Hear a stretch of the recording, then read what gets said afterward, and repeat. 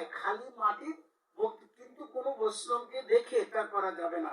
শাস্ত্রে বললেন রেণু মন্ডিত গাত্রস্য কণাধে ভবে তাবৎ অবশ্য সহস্রানি বিষ্ণুলোকে বহিয়ত। কোন তিলকধারী বৈষ্ণব যদি রাস্তার মধ্যে দেখো তাহলে কাটা বৃক্ষের মতো পড়ে যাবে ধুলার মাঝে। হরে কৃষ্ণ।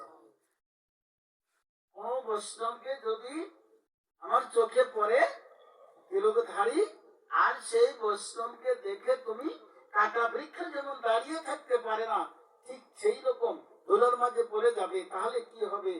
যে তোমার শরীরের সঙ্গে লোমের সঙ্গে যতগুলো ধুলি কণা পড়বে তত হাজার বছর ভগবানের ধামে থাকবে। এই জন্য করে বললেন ওহে বৈষ্ণব ঠাকুর দয়ার সাগর। বৈষ্ণব ছাড়া দয়া আর কারো ভিতরে নাই। বৈষ্ণবের মধ্যে এত দয়া আছে। আর আমার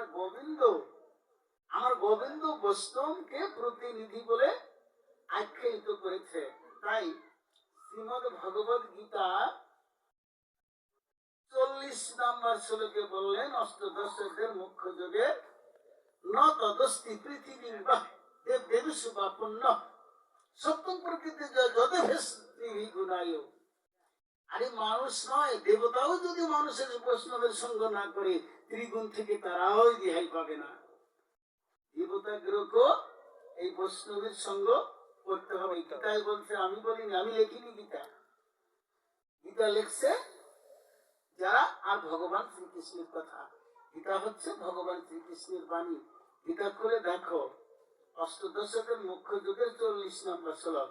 সম তম নাকি ন তদস্তি পৃথিবী দেব দেবীষু বা পুণ্য সত্যম প্রকৃতি যদেবেশে ত্রিভি গুণায়।